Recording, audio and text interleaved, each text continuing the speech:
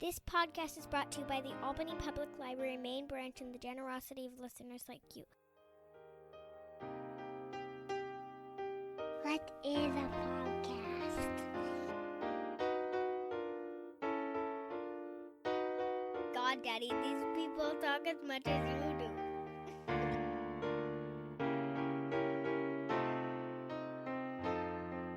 Razib Khan's Unsupervised Learning. Thanks for listening to the ungated version of the Unsupervised Learning podcast. If you want to read some essays on some of these topics, please check out razib.substack.com. Again, that's razib.substack.com. Thank you. So this is Razib Khan with the Unsupervised Learning podcast. Welcome to this week, and I do not have a guest. I am going to be holding forth, I guess, on a particular topic, which is kind of a broad topic. It is Homo sapiens and the conquest of the earth. I'm really focused on what used to be called Homo sapiens sapiens. I think they now call it Homo sapiens, and there's Homo Neanderthalis and all this stuff. I am not a believer in separating Homo sapiens from Homo Neanderthalis, but I don't get to decide that. So, I might use it interchangeably sometimes, but really when I mean human, I mean everyone 1 to 2 million years diverged.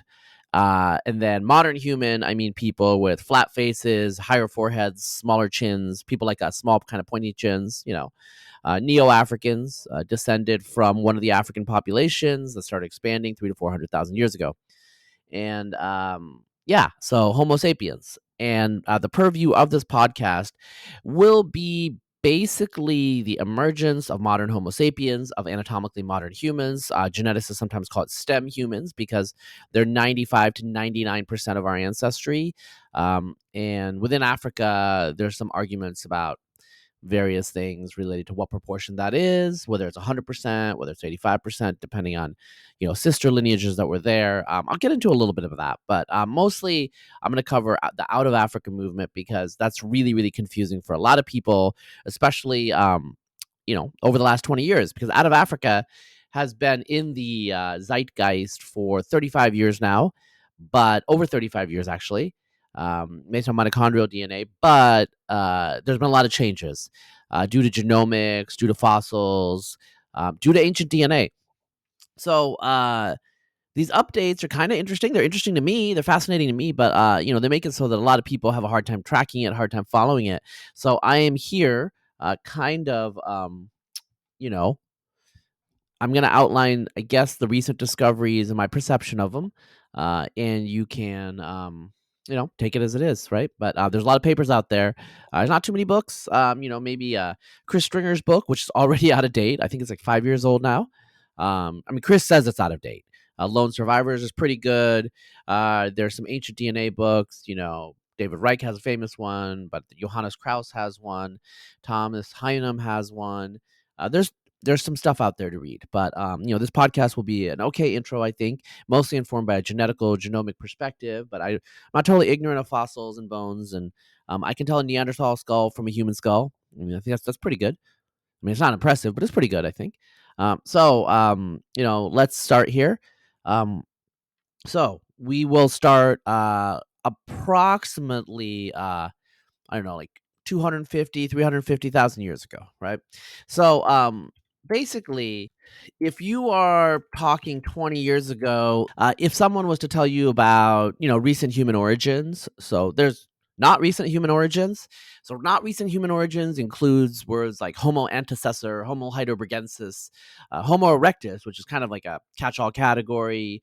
You know about Australopithecus afarensis, which is not a Homo, which is really old. I think Lucy was an afarensis, Australopithecus africanus, Australopithecus, is it robustus or bosi? There's all of these human species, and they're defined by very, very different morphologies. Some of them have, most of them have stronger facial features than us, like, stronger brow ridges, smaller cranial capacities, all of these things. I'm going to be talking about recent human origins. I'm going to be talking about our lineage, the STEM humans, anatomically modern humans, et cetera, humans qua humans, and so that's going to cover the last 300 to 400,000 years. But I do need to say a few things just to kind of set it up, because we are going to encounter some I would say cousin lineages, Neanderthals, Denisovans in my story. Basically, 300 or 400,000 years ago, there were a lot of different types of humans. So there's Denisovans, who are actually divided into many different groups that are more genetically dissimilar from what we can tell than any modern human lineages are from each other. So probably the deepest cut that you have is Khoisan versus non-Khoisan, the San Bushmen, the Khoi pastoralists, and between all other humans 200,000 years ago, on the order of 200,000 years ago, maybe 150, depending on how you do the parameter settings. Um, but Denisovans might have separated as much as 400,000 years ago between some of the disparate lineages. And I think that this is because, and I talked about it in the podcast on China, which you can listen to if you are listening to this one. Denisovans range from Mongolia all the way down into Southeast Asia, probably into Wallachia, right? They're all over the place. Neanderthals, you probably know about, very homogenous lineage. They occupy the territory from basically modern-day Spain all the way to Mongolia. They don't really ever go south of maybe Israel, Lebanon. They tend to get pushed north sometimes, pushed south sometimes, depending on the climate. And then you have the hobbits, the Flores, on the Flores. You have, it looks like another similar type of human species in the Philippines. There are some hominin remains that are labeled as erectus very late in Java man and whatnot. So that's the thing. And we know from looking at extremely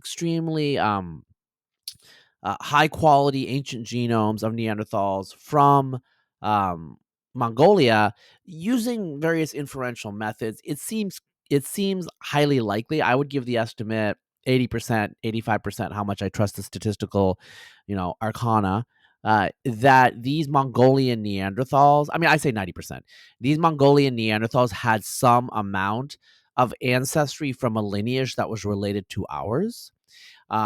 So by that, I mean that they had expanded out of Africa considerably earlier than us, but they were related to us. They were probably some sort of African human lineage that expanded into East Asia. There was probably another one that also expanded into the Neanderthals. And we know this because Neanderthal Y chromosomes and Neanderthal mitochondrial lineages are considerably closer to Africans than they are to Denisovans, even though if you look at all 3 billion base pairs, Denisovans and Neanderthals are clearly sister lineages, right? They separated over 500,000 years ago. They were from an earlier out of African migration. Now, out of African migrations feature large, they feature in a lot of these narratives. And John Hawkes, the anthropologist Dr. John Hawkes, University of Wisconsin, wrote a paper 25 years ago where he hypothesized that this was partly just, it wasn't an artifact, but it was a function of the demographic variation where large-bodied apes are going to be denser on the ground in tropical areas during the Ice Age when, large parts of Eurasia are depopulated due to expanding glaciers and tundra. And we do see this with Neanderthals. Their genetics are quite inbred, quite bottlenecked. And so I think that this is broadly correct. He's an anthropologist, physiologist, anatomist, William Calvin. He wrote a bunch of books about human evolution back in the day. They're great books, but, I'm not going to lie. Human evolution before the rise of genomics and definitely before and ancient DNA was very, very speculative, and a lot of it was wrong. And there were way too many pages written based on very little data. Okay, a lot of speculation, a lot of theory. I read those books. I read all of those books between 1990 and the year 2000 in my youth. I loved them. They were food for thought, but looking back on it, I mean, I could have done something else with my time. I mean, it was entertaining, but so is fiction, right? I'm not saying that they were fiction, but before we had ancient DNA and some of the more powerful genomic methods, we could make a few broad course inferences. So, for example, it's quite clear that Africans are the most genetically diverse. It seems likely that modern humans descend from a branch of Africans, and so forth. But all of the fine-grained inferences that people were making about how people expanded, how non-Africans are related to each other and all, a lot of it was very, very woolly. And there are speculations. So Calvin has speculations about back migration to Africa. we had no ability statistically to detect any of that. People were using mitochondrial markers, Y chromosomes later. Spencer Wells, my former boss, used Y chromosomes, and it was fine. And then some people started using like Templeton, um, the statistical geneticist Templeton. I forget his first name now. Alan Templeton had a model of out of Africa and again, but it wasn't using that many markers because we didn't have that many markers 25 years ago. Now we have 19,000 genes, 6 million. Actually, no, like between 6 and like more than 6 million markers. Okay, like about in an average human genome, about like 5 to 6 million single nucleotide polymorphisms, SNPs, base pair substitutions, base pair differences, and then you have structural variants like indels and all that other stuff. So it adds a lot more onto them. Not like fold more, but considerably percentage more. So that's the variation we got to work with, which is just so much more than in the past. So where are we now? I wanted to go back to 300 to 400,000 years ago, and this is not a DNA story. It is a story of morphology. So in Jebel Irhoud, which is in Morocco, in the far northwest corner of Africa, there was a finding, a skull that looked kind of like a modern human, a proto-modern human on the way to modern human. And so the morphology of this individual was kind of in between or transitionary. So Chris Stringer, the paleoanthropologist from England, I've talked to him multiple times about this. And he said it's not really a modern human, but it's similar to modern humans. And this was a big deal because the up until this point, uh, the oldest modern human, anatomically modern human, was, I believe, Homo kabish in Ethiopia, and the dates for Homo kabish are around 200,000 years, right? 200,000, maybe a little higher. Well, that's a good date. The mtDNA and the Y chromosomes are like in that range, the earliest mitochondrial DNA. And so mitochondrial DNA, for those who don't know, is passed from mother to daughter, mother to daughter. So it's a direct line. There's no recombination breaking apart the associations. So you have a situation where you can create a really, really elegant phylogeny. That's the word I would use very early on. And so that's what they did in the 1980s with Rebecca Kahn under Alan Wilson. And it was a big splash. And they're kind of broadly right. There was a massive out of African migration. And the Y chromosomes in the 1990s showed something similar. My former boss, Spencer Wells, was involved in some of that, the tail end of it, at Stanford Human Population Genetics Laboratory. And they showed there's same pattern of much more diversity in African lineages, and non-Africans are a branch of Africans. So what's that telling us 20, 25, 30 years ago? It's just telling us that, probably parsimony would suggest that everybody outside of Africa descends from someone that left Africa, and a population. Okay, and that's a stylized fact, but it doesn't say much about the details here. Now, Darwin anticipated this. He believed modern humans would probably be from Africa, and his intuition was just like, look at the count of great apes. There's a bunch of great apes in Africa. There's a couple in Southeast Asia. So probably, your prior should be in some Bayesian world that humans come from Africa. And that seems broadly true. Not just modern humans. Neanderthals and Denisovans seem to come from some sort of African lineage, and there were groups that moved pretty early. Like I think Dmanisi in Georgia went out like almost 2 million years. It was definitely more than 1 million years. So, and where did the hobbits and the Luzon people, where did they come from? Right? I mean, they probably came from Africa. Now we know, because most of the fossils are there. But I'm not surprised that Ethiopia has the earliest clearly modern human, because there is an immense amount of archaeology and paleontology that's done in Ethiopia, and obviously with the climate and the Rift Valley, there's some good conditions for preservation. You can imagine that archaeological work in the dense thickets of the Congo tropical jungle would not really work well. Now, in the past, some of those regions could have been savanna during the peaks of the glacial maxima.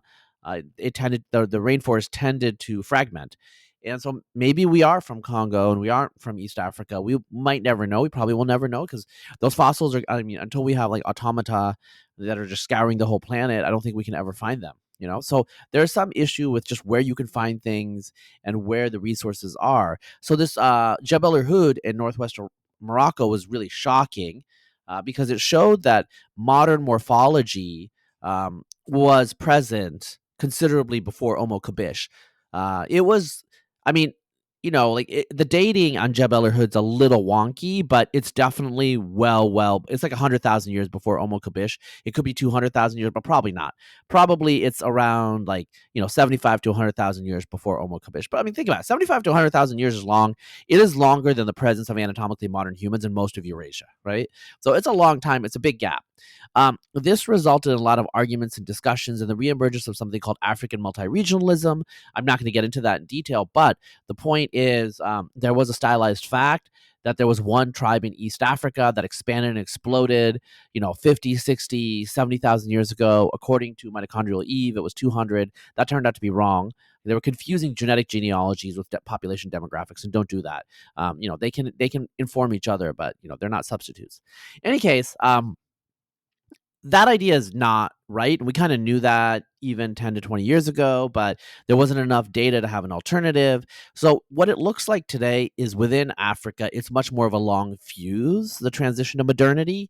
And, there are individuals, there are populations, 300,000, more than 300,000 years ago, that are on the way to looking like us, but they're not quite us. And they're in various parts of Africa, and Africa has a lot of different human lineages, including Naledi in Southern Africa. Hey, Lee, I know that you always complain that I leave Naledi out. I just don't know much about Naledi. Come on the podcast and talk about it.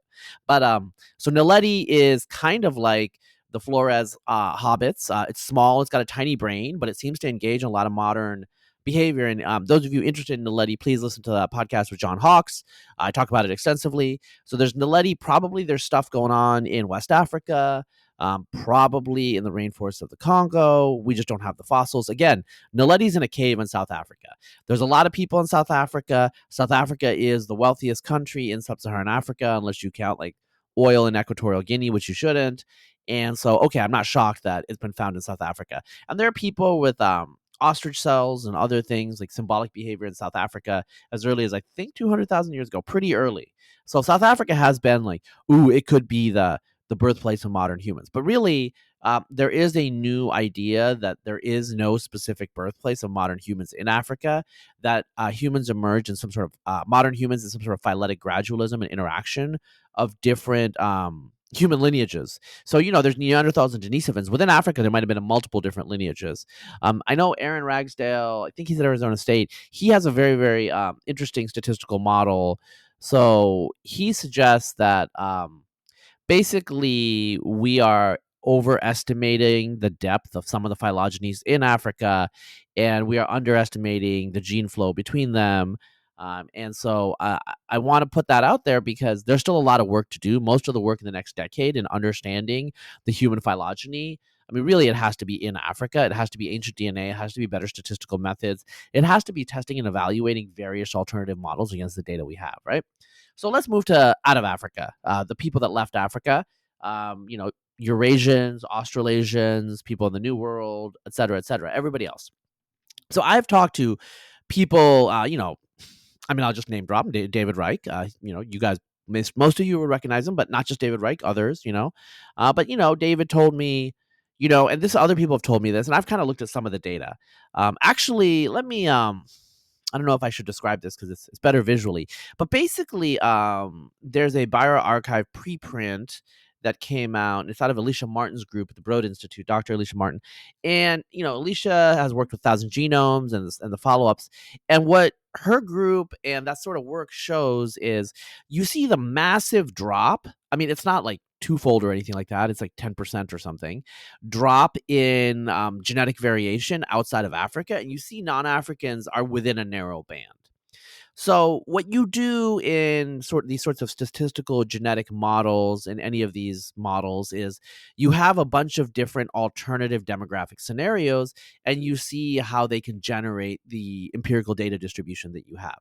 So this uniform drop, is an extremely strong tell of a strong bottleneck affecting everybody outside of Africa.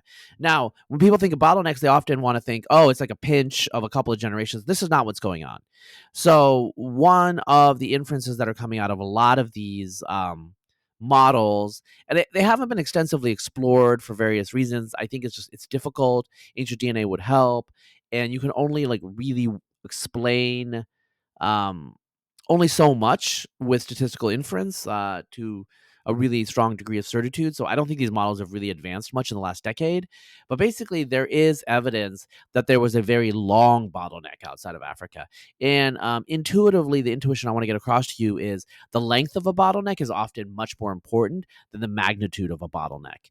A long bottleneck means you have a population that's endogamously intermarrying only with each other, and so you create a new population out of what might have been somewhat different populations, right? So you can have, like, this is true of Native Americans, and I'll get into that. Native Americans have two very different ancestral populations, but they mix together in a long bottleneck phase, and they come out as Native Americans, a relatively homogenous population. So the same thing happened to the ancestry of non-Africans. So every single human being, whether it's I'm going to describe people here because this is really confusing to people: black-skinned Melanesians, black-skinned Andaman Islanders, pink-skinned Swedes, Chinese people, Native Americans who've been here for tens of thousands of years. Every single person from Ireland to Tasmania to Patagonia to China, all of their what we call non-archaic ancestry, all of their modern human African ancestry, the best models suggest they all go back to a tribe or a set of tribes or a set of clans that were intermarrying with each other somewhere within Africa, probably Northeast Africa or in the Middle East. And these people, your population estimate for how many there were vary. They go all the way from 100, which is kind of on the edge of probably inbreeding problems, to 10,000, which is substantial.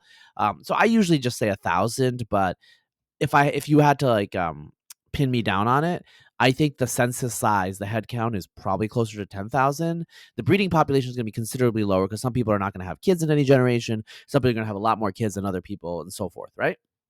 So this is not a big population, and they might have been isolated for thousands, perhaps 10,000 years. I don't know what's going on. Nobody knows what's going on here. Imagine a scenario. This is just a thought experiment where you have a group of Africans that are in the Nile Valley, and then there's a massive cold, dry spell. So the Sahara was actually bigger during the coldest, driest parts of the ice age for various reasons. The northern fringes were actually a little wetter as northern climates move south, but the Congo rainforests, which a lot of it's been burned down, but traditionally it was like one expanse. It was actually extremely fragmented into a lot of little fragments because the expansion of the Sahara southward was incredible, and it was much drier and all that stuff. Maybe it was as dry as today because you can't get too much below 0.1 millimeter. But my point here is Sahara was bigger. So imagine that some tribe or group of tribes got isolated on the northern side, and it's between the Mediterranean and the Sahara. And maybe this persisted for like 5,000-10,000 years. I'd have to look at the parameter estimates. But 5,000-10,000 years of isolation, you get pretty genetically homogenous. You kind of look like Native Americans. Like, that's a natural experiment that we have. They seem to have been isolated in Beringia for on that order, like maybe 5,000 years, maybe a little longer, but probably around on the order of 5,000 years. And they come out of it very homogenous and losing a lot of their genetic variation. So that seems to have happened. So I said Jebel Irhoud, 300,000 to 400,000, maybe at the oldest. Omo Kabish, 200,000. A lot of stuff going on in Africa. We don't really know enough about it, so I don't really want to talk about it too much. It's exciting, but I'm not neglecting it because whatever. We don't know as much about it as we do about what I'm going to talk about now, because it's a simpler model. So in Africa, you had multiple different modern human populations jostling and interacting and engaging with each other. You had a little bit of a population drop during the peak of some sort of ice age. So there are multiple warm phases, interglacials, and peaks in the Ice Age when the sheets were really big. The most recent is the last glacial maximum, the ultimate last glacial maximum about 20,000 years ago, but there were others. And our lineage goes back more than 1 million years, almost 2 million years. So over this period, there was a lot of them. Okay, so you have a situation where you have one African population that's stranded. It gets genetically homogenous. This creates an extremely strong signal, right? So what's going on here? About 60,000 years, I think is a good time. It's this population starts expanding. And this is not the first time that modern humans have done this. I just alluded earlier to admixture in Mongolian Neanderthals of something that looks kind of African. So that means that there are other moderns out there, right? And there's evidence from archaeology and whatnot of modern humans that are in Europe that disappear. So modern humans here means like African-related humans that push northward. And it looks like whenever the climate was warmer, African-related humans moved northward, and whenever it was colder, they move southward. Oh, like that's a big surprise, right? So this is like standard geography. Humans before the modern technological era are like animals, and we move with the climate we're adapted to, the climate we're habituated to, and where the big herds are, or where the things that we can gather are. Okay, so you have an issue like Neanderthals in Shanidar Cave in Iraq. There are Neanderthals in the Middle East. There are Neanderthals in Turkey and Anatolia, Neanderthals in Iran. Some of them seem to have gotten into the Levant, but then they move backwards. So it's a back and forth, right? And there seems to have been a few times where African humans did go to Europe, interacted with the Neanderthals, and they kind of disappeared. They had some genetic impact on the Y chromosomes and the mitochondrial DNA. There's some issues with our models there, and they're wonky, but this is not about Neanderthals and archaic humans, okay? So, all right. We have the situation where these proto-modern humans are leaving their African homeland. All the other modern humans are in Africa. The vast majority of humanity, right, 99% of humanity who are related to us, STEM humans, anatomically modern humans, are there. Now, I want to say something about anatomically modern humans. They're anatomically modern because they're related to us. They look like us. We define everything that looks like us kind of as modern. Well, that's not really true. So the way you do it in phylogenetics and evolutionary biology is their ancestral and derived characteristics. Derived characteristics are those that are different from the common ancestor. So if you have two species and there's an ancestral characteristic, one of the species has the ancestral characteristics. The other one has a mutation that emerged between the ancestor and the descendant. So for example, I think, okay, I'm not a morphologist. I'm getting this from John Hawkes. We tend to think of our jawline as, a refined modern jawline, but actually that's the ancestral human jawline. Neanderthals have a lot of adaptations that are derived and specialized. So we look at Neanderthal face and we're like, ooga booga. Okay. But really, that's an adapted, derived, advanced face in some ways. We have our own adaptations. We have our own derived characteristics. My only point here is to say that we are not more evolved in any way. We are differently evolved. Okay, all of us are differently evolved from our cousins and all these different human populations, right? So, when I say modern humans, that's just kind of shortcut. Please don't assume that these are derived characteristics that we have necessarily. Perhaps we have ancestral characteristics that are very effective in some modern context. Who knows, right? All right.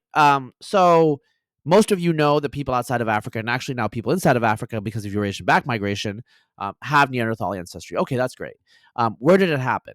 So the Neanderthal ancestry in modern humans looks very, very similar relatively to Neanderthals that are found in Yugoslavia and not older Neanderthals that are found in Mongolia.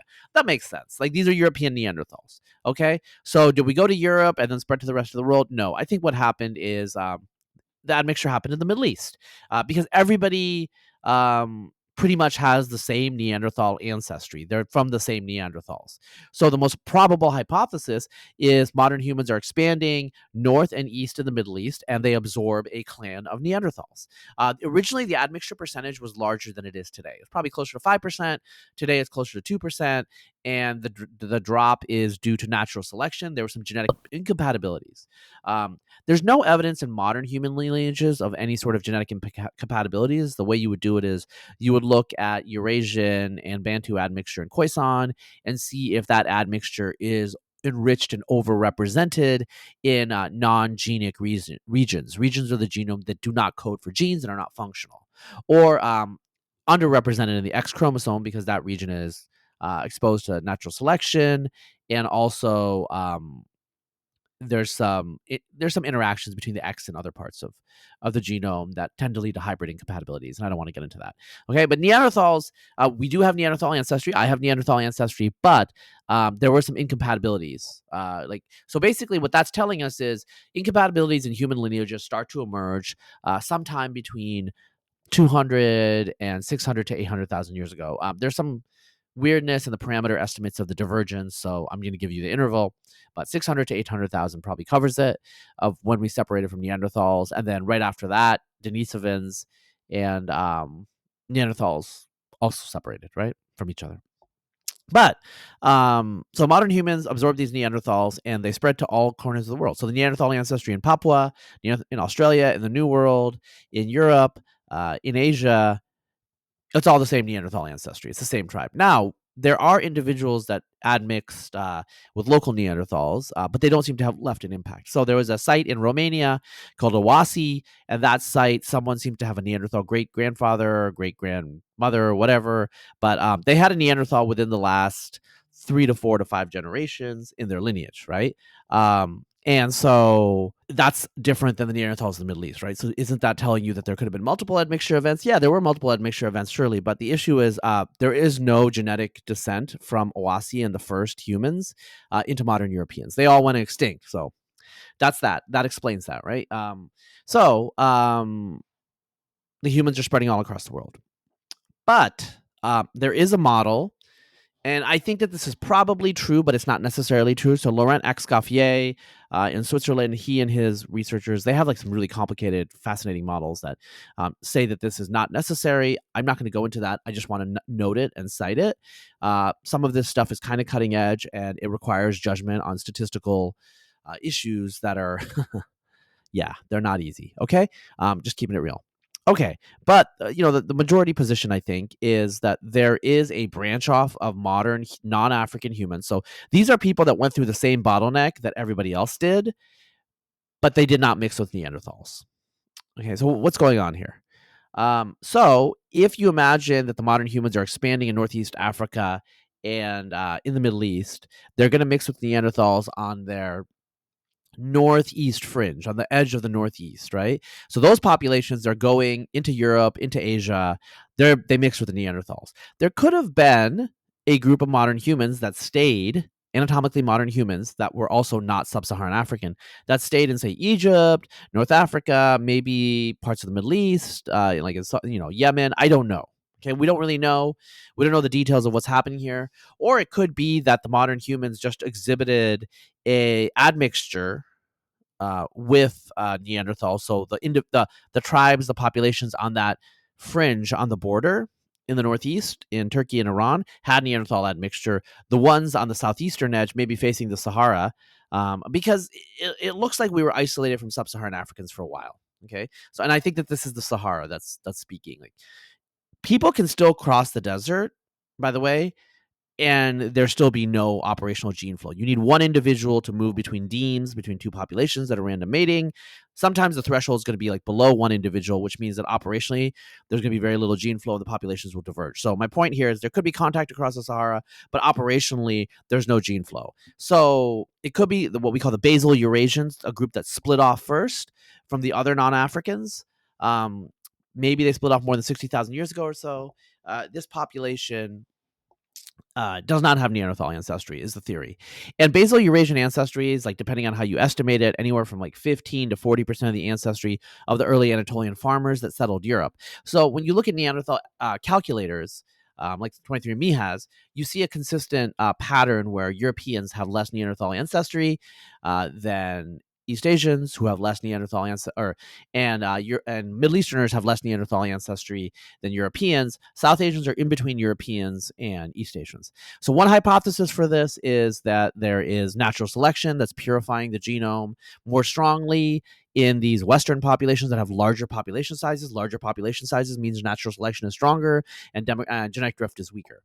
I don't believe that. I think that the Basal Eurasian hypothesis is plausible. So what happens is there's a migration of Basal Eurasians in Western Eurasia that's expanding all over the place, and it dropped the Neanderthal percentage. East Asians show closer to what the Neanderthal percentage would have been before the arrival of Basal Eurasian ancestry. And we do see this with Pleistocene and Mesolithic Europeans who did not have Basal Eurasian ancestry. Their admixture proportion of Neanderthals was about that of Asians.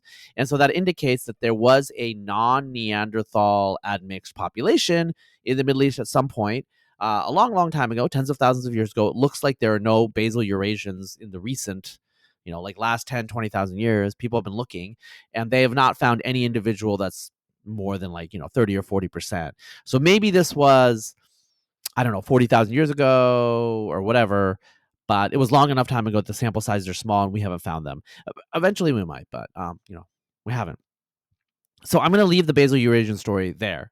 So there's this first split of Basal Eurasians, and it kind of had a big impact in later history because Middle Eastern populations that had Basal Eurasian ancestry, due to agriculture, spread all across Western Eurasia. Some of them spread in part to South Asia. So the amount of Neanderthal admixture South Asians have is in direct proportion to their West Eurasian ancestry, which drops it.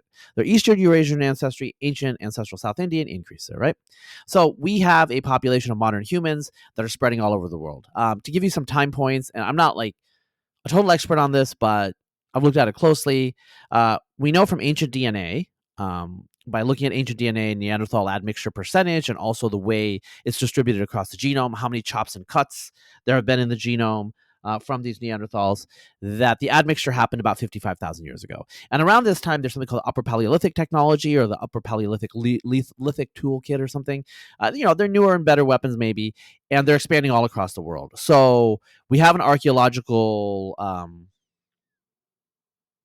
culture that's expanding at the same time that we have a strong suspicion now from genomics that modern humans are expanding, that the bearers of modern human genomic ancestry, right?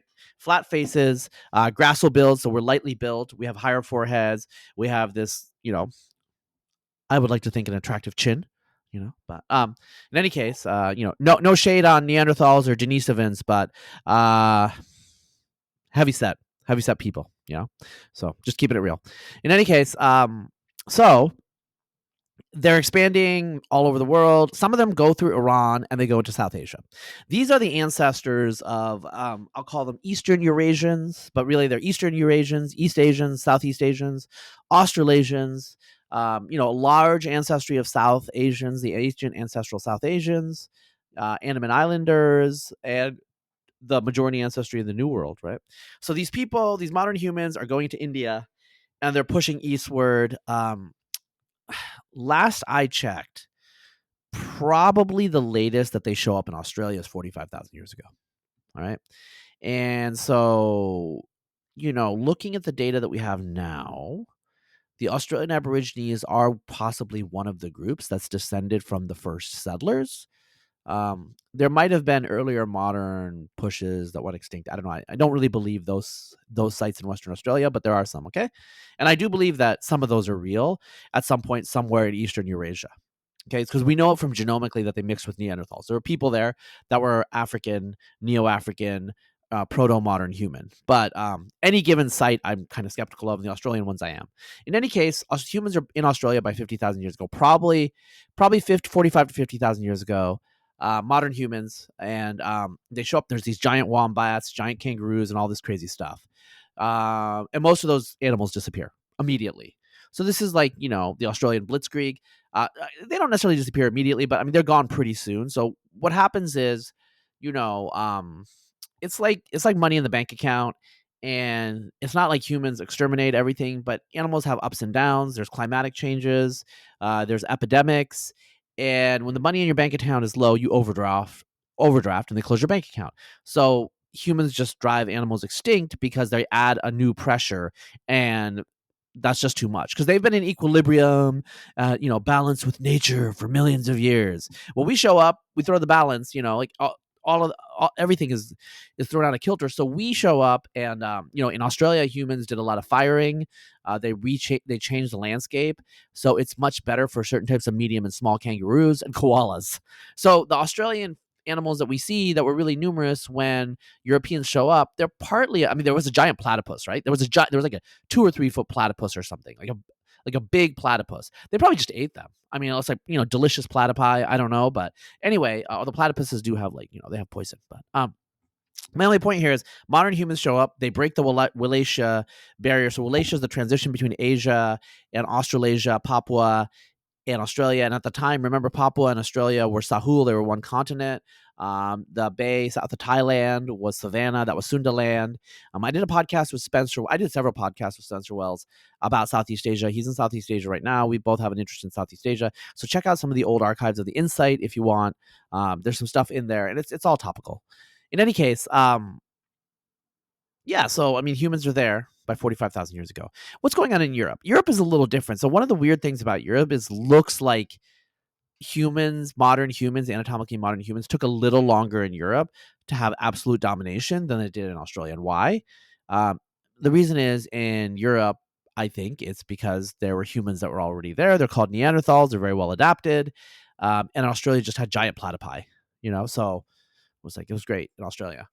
Okay, so Neanderthals, it used to be that there were some sites that were supposedly active in, what was it? Like the last Neanderthals were probably in it was in Granada, right? Like Gibraltar. So basically, that's the end. That's Land's End. That's the end of Europe.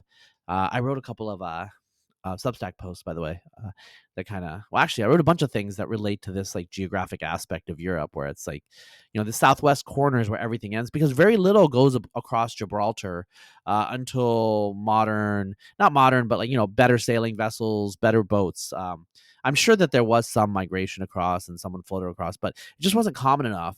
It looks like the Neanderthals that are in Europe, they're coming from the east. Modern humans are coming from the east.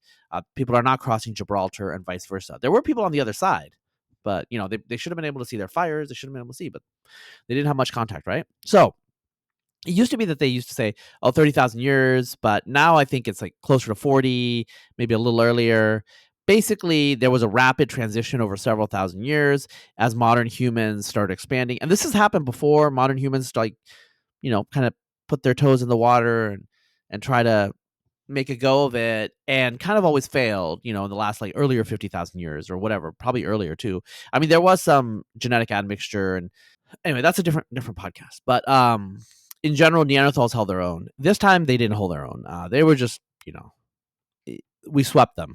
There was like a 3-game sweep or whatever. It was bad, or it was maybe a 4-game sweep. 4-game sweep, right? If it was like 7 games. So we admixed with them. We have some of their genomes. It looks like there might have been some adaptation of Neanderthal culture. So the Chattoparonian culture in like modern day France is Neanderthal culture that integrated some modern human advances. Now, the issue with modern humans is it looks like we had better clothing. We could operate beyond the woodlands in the tundra. So we think of Neanderthals as cold adapted, and they are physically cold adapted in terms of just their noses, probably like heat of the air that they breathed in, stocky build, robust, et cetera, et cetera. But we had really good technology. We had really good clothes. I'm actually going to do a podcast with Virginia Prestrel, and we will be talking a little bit about textiles. So, fabric of civilization and all that stuff. So there was a big deal. I think we had various types of bone needles. It seems that humans have had bows and arrows and lost them, and atlatls multiple times. There's some evidence, I think, from the archaeology of bows as early as 46,000 or so years ago. So Neanderthals seem to have had just mostly thrusting spears. Now, they probably adapted some of our technology, but for whatever reason, they weren't the most innovative, even though they did do art and other things. The question about whether Neanderthals are human, I think they clearly are human. I have Neanderthal ancestry. Most of the people listening, actually all of the people listening, have Neanderthal ancestry, and arguably all humans do, because we know the Khoisan have Eurasian ancestry, and the Mabuti Pygmies have some West African ancestry, and West Africans have some Eurasian ancestry, et cetera, et cetera. And we all be Neanderthals, right? But different degrees. So I'm about 2%.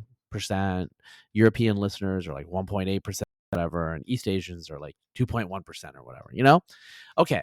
So they're human. They're just somewhat different. They're different enough that there's genetic incompatibilities, and they just couldn't adapt to our cultural, creativity, whatever it was, right? Okay, so we swept them from Europe, and there are these people, various European Pleistocene cultures.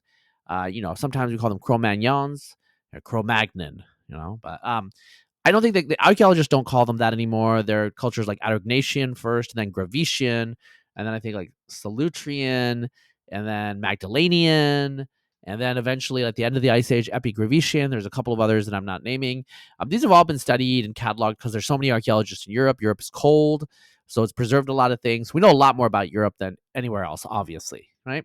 So I made a bet with Chris Stringer many years ago, like mid-teens, that ancient DNA would show massive disruption in Europe of genetics from the Ice Age to the present, and I was right.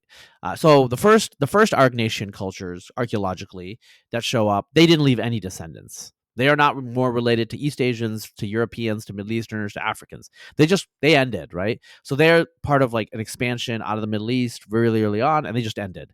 The second group, like related to the Gravetians, they left some heritage down to the present, but not very much. And then the Magdalenians, also similar. These are the people that did the caves in Altamira, beautiful caves in some of these movies you see. So, they're hardcore creatives, definitely modern humans, like no doubt about it. But they were replaced by, the ancestors of Mesolithic Europeans. Genetically, it's called the Villabruna cluster, but you can also say they're Epigravetian, I think. They have some connections to earlier populations, but I think the easiest way to explain is modern Europeans have, maybe like a percent or two at most direct continuity with people that lived in the continent more than, do the math, 16 or 17,000 years ago, right? So there's a little continuity. But, it was basically hunter-gatherers absorbing other hunter-gatherers. Sometimes there were exterminations. But this is actually recapitulating what happened with the Neanderthals. And so I have a hypothesis, which I've presented on my podcast about China, that, Europe is just really hard to have continuity in because when it gets cold and dry, it drives everyone into these little pockets and there's just mass exterminations or, mass extinctions, not exterminations, because no one's killing each other. They're just dying. And they have to be repopulated from more populous areas, which is the Middle East. Now, if the Sahara did not exist, I think you would see massive repopulation from Africa over and over again. But the existence of the Sahara protected Eurasians to some extent from the demographic wave because there were just more sub-Saharan Africans. The Ice Age would result in the increase of savanna territory, savanna habitat in much of sub-Saharan Africa, which is arguably better human habitat than the rainforest. There is some anthropological arguments that the rainforest pygmies cannot exist without agriculturalists in a symbiosis. So they do things for the agriculturalists. They supplement. Their diet nutritionally. It may be that the deep rainforest could never be occupied by humans because you can't get enough protein. Thing is, there's a lot of life in the deep rainforest, but a lot of it's inedible to us. Like, there's various vegetable type things. They're not, young, like imagine eating a fern. Okay. And then the other thing is, there's a lot of bugs. There's a lot of like small animals. Those animals require calories to capture because they're scrambling all over the place. What you really want is a big elephant that you kill that goes down, and that's just like a big pile of calories, and you don't have to do anything. There's a lot less of that. Like there are rainforest elephants, but there's a lot less in the megafauna than in the savannah where we can capture really easily. So it could be that rainforest humans are a product of the last 10,000 years. In the Amazon, just jumping ahead, I'm not going to talk about this, but Napoleon Chagnon in Fierce People, in his documentaries and his books of the Yanomami, they were not hunter-gatherers. They were not hunter-gatherer foragers. They were slash and burn agriculturalists that lived in the rainforest. So it could be that pure hunter-gatherers have a difficult time in these rainforests. Andaman Islands are kind of rainforest, and they are pure hunter-gatherers. They're the only ones really outside of the Khoisan and the Mabuti who are continuous and have never shifted back and forth. Because a lot of the hunter-gatherers in other parts of the world probably went through phases. Maybe the ones in Siberia never did in terms of they just engaged in foraging and gathering. But in the tropics, most of the foragers and gatherers at some point were farmers and maybe they ran off. This happened in places like Burma and the Philippines that we know about. And it's an attractive lifestyle if you can make a go of it. I mean, we saw this in the American frontier.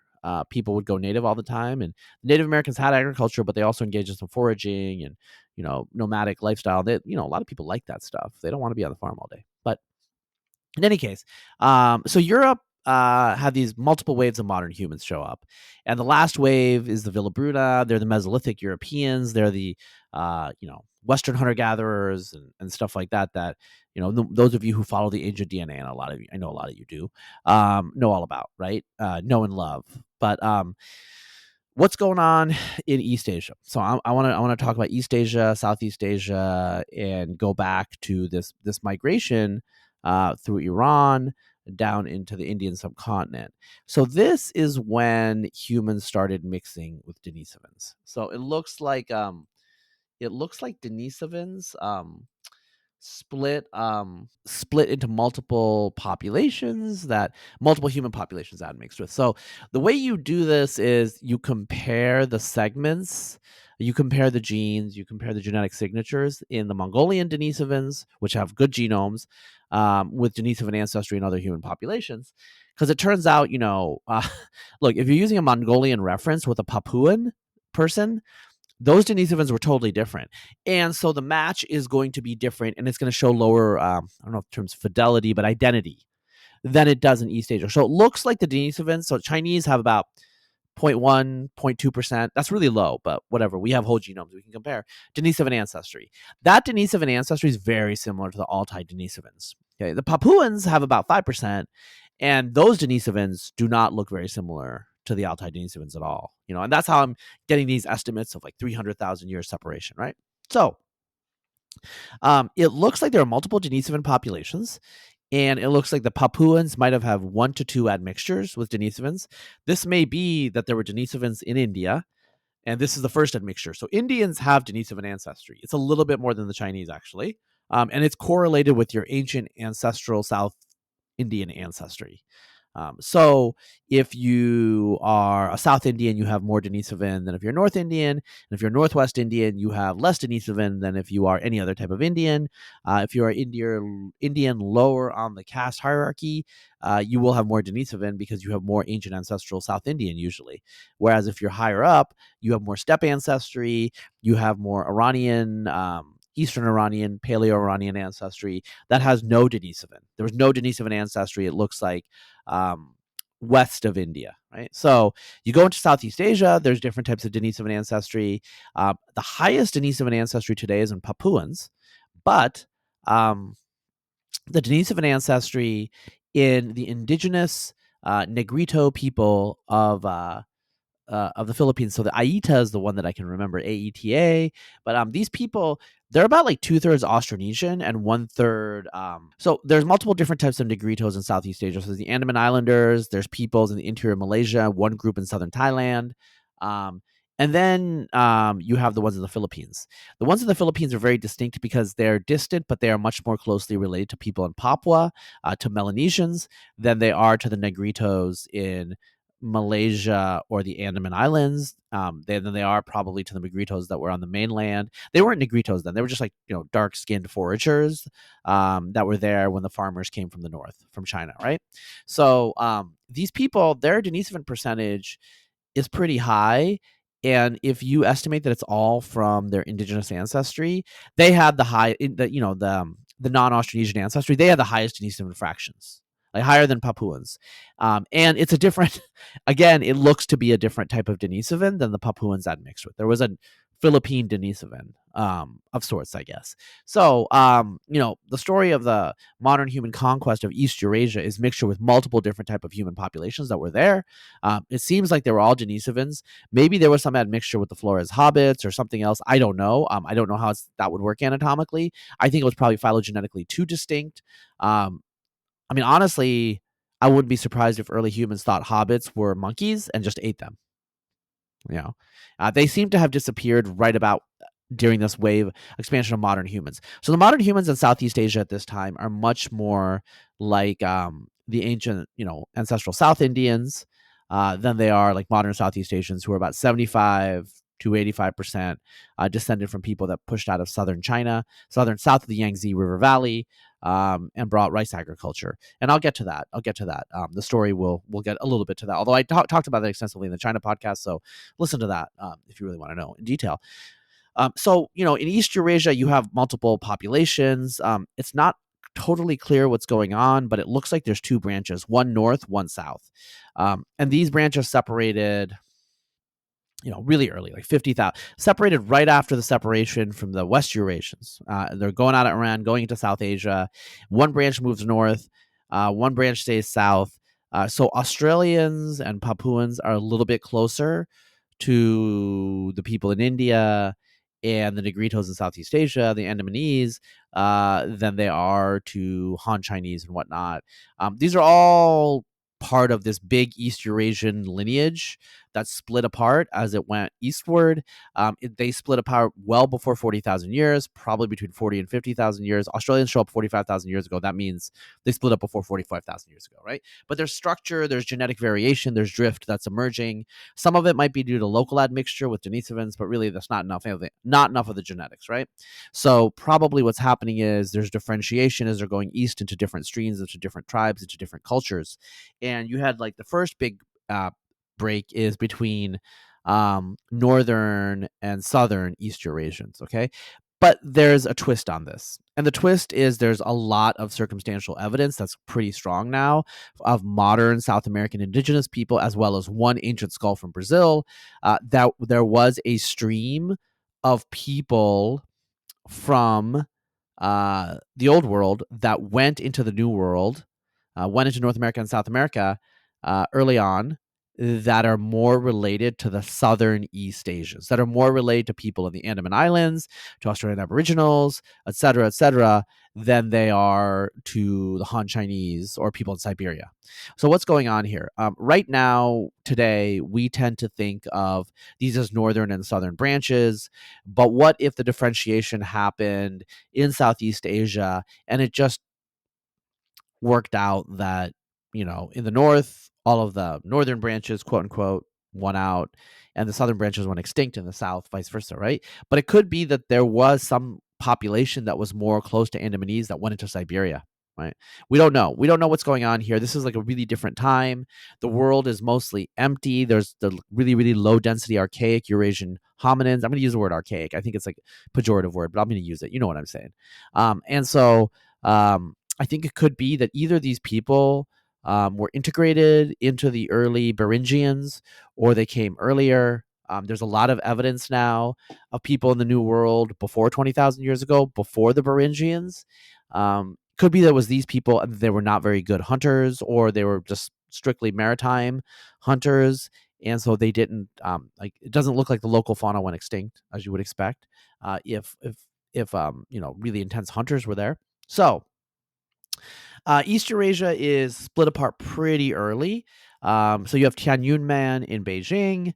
That dates to 41,000 years ago, I think. And that individual is a little bit closer, I think. I mean, I've seen different phylogenetic trees, but my understanding is he's a little bit closer. He's a man. He's male, Y chromosome, to modern Northeast Asians than Southeast, like the indigenous Southeast Asians, like Negritos, Andamanese, these people, Australo-Melanesians. That's another way you could say that.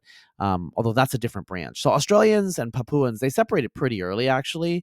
So they're genetic, that you can tell genetically they're closer to Andamanese people than they are to Han Chinese is interesting, because that means that the splits were far enough in the past that it's still discernible.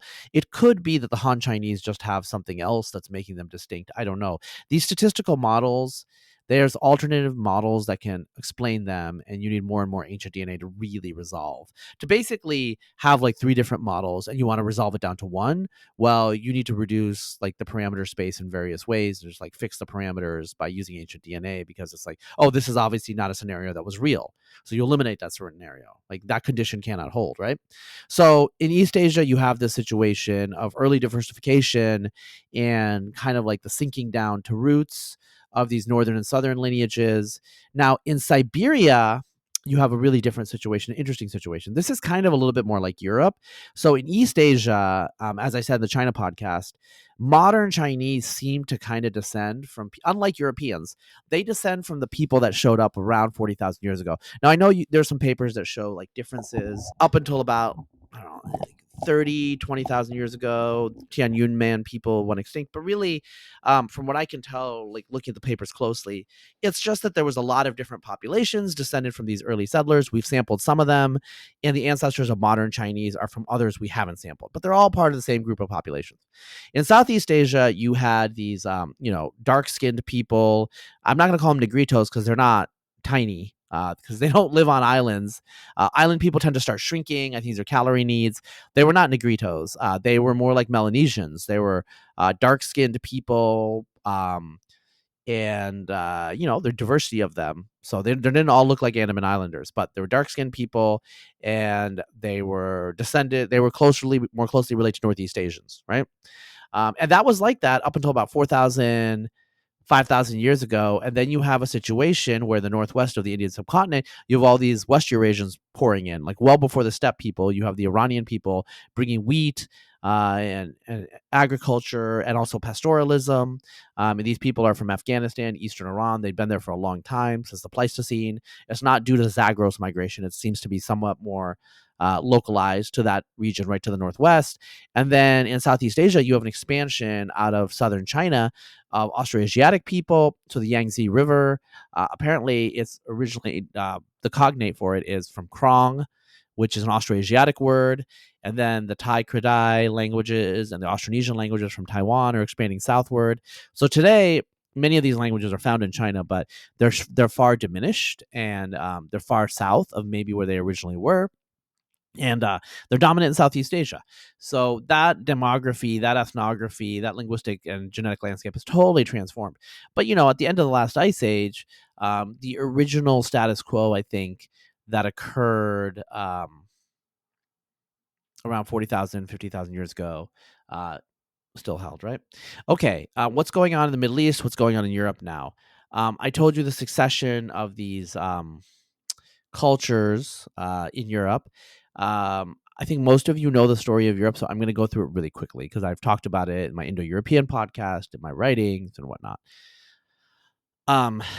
What happened is you had farmers come out of Anatolia, and they mostly replaced the native European hunter-gatherers in the West and the East. There's big physical difference between the two groups. Native European hunter-gatherers have dark skin, maybe not black skin like depicted. I think more like some brown-skinned Native American type people, honestly, if I had to bet. But they have blue eyes. They seem to have blue eyes. And the farmers are lighter skinned, more like modern Middle Eastern people in coloring and complexion, and dark eyed. And the two groups mixed eventually after an initial period of segregation. In some places, the replacement was pretty intense, actually. But in Northern Europe, there was more admixture and amalgamation, to the point where some of the Y chromosomal lineages that are dominant in Neolithic farmer societies later on are clearly from hunter-gatherers. So the haplogroup I is a native European one, I1, I2. I1 is dominant in Sweden today and in much of Scandinavia. I2 mostly in the Balkans, but among the people, among the late Neolithic populations in Central Europe, I2 was a very dominant haplogroup. And I think in the elite lineage in Neolithic Ireland that Lara Cassidy has worked on, I think that was I2 as well. So it shows integration between hunter-gatherers and farmers. And there are some stray individuals that are late pure hunter-gatherers. I don't know, maybe like 5,000, 6,000 years ago. But they're stray late hunter-gatherers. That means there's pockets of hunter-gatherers that lasted pretty late. And they probably looked very different than the farmers, like dark-skinned, blue-eyed, whatever, like kind of like, and also their features are going to be coarser because if you don't eat like kind of the gruel that farmers eat, you're just not as gracile. Like your jaws are bigger and stronger and more powerful because you've just been chewing the tough food, right? Okay, so that's what's going on in Europe with the farmers. Eventually, they're overwhelmed in the north by steppe herders who also have an impact on the south. And so that's the story there. I think most of you know that story. What's going on in Siberia is interesting. So some of you know about a group called ancient North Eurasians. Sometimes they're also called Paleo-Siberians. These people seem to have split off from people in the Middle East and Eastern Europe. about 40,000 years ago, so a long time ago. Just as people were differentiating in East Eurasia, people were differentiating in West Eurasia. And these Paleo-Siberians went to Lake Baikal. They went to northeast Siberia and the Arctic coast. They pushed deep into Siberia. So this is a situation where modern humans totally destroyed the precedent of the Neanderthals. Neanderthals didn't go deep into Siberia because they had to operate in woodlands. They had short thrusting spears. They were just not good.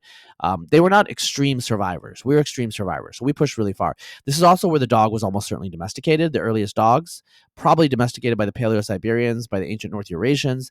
The dog myths that span Indo-Europeans to Native Americans probably date to the Paleo-Siberians and ancient North Eurasians. And just to cut to the chase, jump ahead. About 30 to 40% of the ancestry of modern Native Americans is Paleo-Siberian. It's ancient North Eurasian.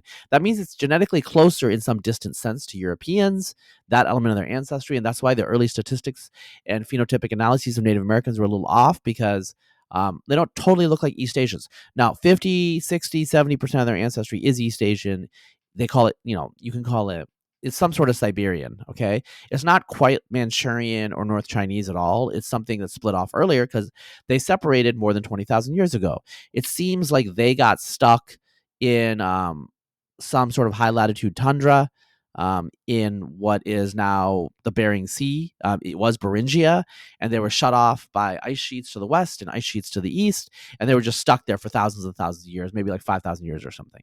And so they created a new society that's a mix of Paleo-Siberian, ancient North Eurasian, along with Siberians that are pushing up from modern-day Manchuria, that area, right? So these people, the Manchurians, these early, let's call them Neo-Siberians, although there's multiple waves in Siberia. I think it's because it's cold, it's hard to live there, and people just die off all the time. So I'm not going to get into that, but Native Americans mixed between these two groups. So haplogroup Q, which is dominant in Native Americans, is probably from Paleo-Siberians, by the way. These two groups mixed and became like one population. They moved into the New World. There may have been, some sort of earlier East Eurasian population there. I don't know. We don't know what's going on there, but there's just enough evidence that there's stuff going on now that we can't dismiss it, right? So they expand all the way to Patagonia. And so now we have humans that are in the interior of North America and South America, not just on the coast, maybe, and they're big game hunters. And that's the story. That's the conquest of the Americas, right? Meanwhile, back in Siberia, you have multiple waves of admixture. And so modern Siberians, as far east as the Urals, they're more East Asian. They're more East Eurasian than their ancestors were. So the Paleo-Siberians mixed with people in Eastern Europe. They mixed with people on the edge of the Middle East. They mixed with people in Northwest India. They mixed with everybody. They mixed themselves out of existence. So there's a little bit of Paleo-Siberian ancestry across Siberia, a lot in some populations. So among the Kets in central Siberia, a lot of it. And Paleo-Siberians mixed with East Asians. So the two groups exchanged genes. So early Paleo-Siberians seem to have some East Asian ancestry, gene flow out of the south. This is where the two great streams of Western and Eastern Eurasians merge back together in Siberia, after tens of thousands of years or over 10,000 years, whatever. So these populations did not exist in pure form. The last of them are actually the famous beauty of Lolan, the Tarim mummies. These are the people with the highest ancient North Eurasian ancestry at the latest date. So they did exist, it seems, in pockets in Siberia until relatively late, but they were overwhelmed by an expansion of East Eurasian people. And I think this is, again, a simple, hydraulic, thermodynamic type of argument where population just started increasing a lot in East Asia. East Asia is closer and easier access to Siberia than Europe or the Middle East or South Asia. So Siberia became East Asian, right? And I have written extensively about this. Y chromosome, I think the old taxonomy was N1C. I think it might be N3 now, but there are Siberian Y chromosome paternal lineages that spread westward, that are in Finland, that are dominant in Latvia, Estonia, and Lithuania, that replaced the local R1A lineages that were dominant in those places. And now, in Estonia and Finland, they speak a Finnic language. You have the Sami in the north. The Sami seem to have admixed with local hunter-gatherers that had been relatively untouched. These are not Western hunter-gatherers. They're something more like Eastern, I think. So you have a lot of stuff going on in the north. There was a recent Viking paper, and I will probably do a Substack on it. Just, stay tuned. I will do one. Yeah, I will do one. But in any case, that showed someone as late as like 2,000 years ago that looked like could be mostly a European hunter gatherer of some sort that didn't have any farmer ancestry or steppe ancestry. That indicates that there were pockets in the north and the east that lasted quite late, which is not shocking because with archaeology and ancient DNA, your first and last hits are almost certainly not the real first and last hits. Like you're getting a sampling of the distribution, and it's going to be kind of more towards the median, more towards when that ancestry profile is much more common. All right, so I've already touched on the New World, which was actually my kind of like I wanted to hit the New World. I wanted to emphasize the big bottleneck and then like the rapid expansion. So some of people will ask me, we look, people outside of Africa look really different from each other. People in Melanesia, they don't look like people in Africa, but they have dark skins, they have curly hair. What's up with that? Are you sure they're not African? Yeah, they're not. They just maybe that's what we all originally looked like, and we diversified and changed, But you look at their genetics, and they are no closer to an African than a person from Sweden is. And in fact, they're a little more distant, mostly due to genetic drift because they went through more bottlenecks. It depends on whether you want to count that as real or not. There are statistics that correct for the drift parameter, that the drift amplification, this long branching, and others do not. So all non-Africans are equally related to, the ancestral African type. Now, here the issue is it looks like there's like low levels of back to Africa migration periodically. And so this stylized differentiation between African and non-African is a little of a first order approximation. There are some genetic models that show gene flow between Africans and West Eurasians that might explain some patterns that we see. So there's still some uncertainty, and the narrative that I told you might not be totally true. I think it's mostly true, but there's going to be aspects of it that are false. You have a situation where within Africa, there's been massive changes in the last 5,000 years. Everyone keeps asking me about the Bantu expansion. Am I going to write about it? Yeah, I'm going to write about it. It's a big deal. It totally transformed East and South Africa, Central Africa over the last, basically between 1000 BC and 1000 AD, right? Everything changed. So during the time of ancient Egypt, Kenya and all that area was totally different in terms of who occupied it. There was a bunch of foragers, and also like some early pastoralists maybe, but no Bantu farmers, right? That was later. And so Africa totally transformed relatively recently. Prehistoric Africa was very different than modern Africa. And modern Africa has been hit by Eurasian back migration. Some of it we knew. The Ethiopians are quite clearly about 40% Arabian-like. But there's stuff in Nigeria. So if you use the 1,000 genomes, if you use the HAP map, use the Yoruba or these Nigerian populations, you don't use Hausa because Hausa are known to have Eurasian ancestry, but you can use Yoruba. That's a common one. I think there's not Igbo. I think it's Iban or something.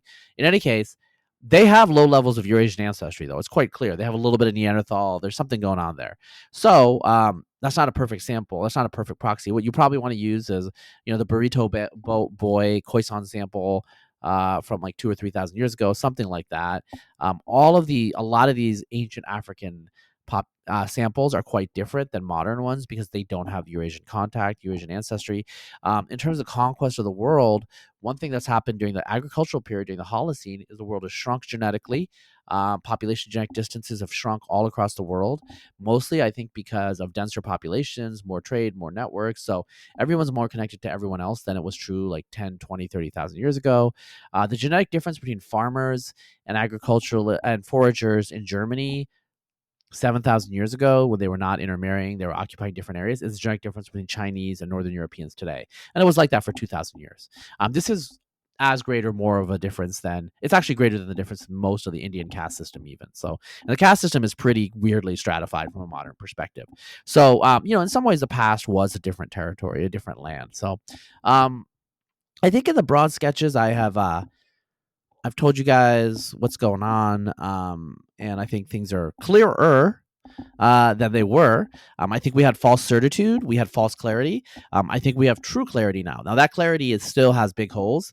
Probably the biggest hole is like what's going on with the Neanderthal replacement of Y and mtDNA, and why is there no strong autosomal signature genome wide? David Reich has admitted, maybe there's something deeply wrong with our models and our presuppositions. Maybe everything is flipped upside down. I don't know. There could still be something like that. There's always a chance in you to keep an open mind. These are models, and ancient DNA has transformed everything, because the way it works is you have a phylogenetic model and ancient DNA samples within the phylogeny, and allows you to eliminate so many different alternatives, right? So what was pretty much an intractable problem, which was theory and wishful thinking, has now become the real ability to answer questions that are posed and to actually understand the demographics of the human past. And the last couple of 100,000 years have been like pretty weird, as our own STEM modern African human lineage, whatever you want to call it, has, I think, it's pretty much extirpated and eliminated all the other big human populations. We absorbed some of them. There are more Neanderthal genes around today than there were in the past, although only 1/3 of the Neanderthal genome came down to the present. A lot of it was just like eliminated early on, I think, during the admixture process, and that's one of the things that I think people are going to have to look in. Anyway, if you're interested in this sort of topic, again, check out my Substack, razib.substack.com. Some of the stuff is free, some of the stuff is paid. I have written extensively about all of these things that I've talked about, but writing can be a little abstruse, and things are here, things are there. I've tried to put into this conversation or not the conversation, song of myself. It's a conversation with myself, though. All the big things that I've known of, what I know, and I hope that that's helped you guys. So with that, I will end this podcast, and I will talk to you guys next week. Thank you very much.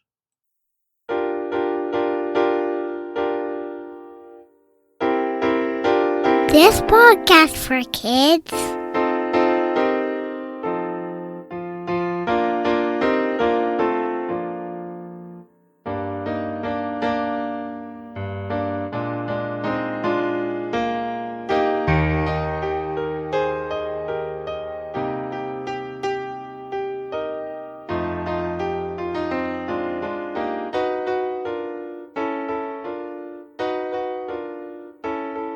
This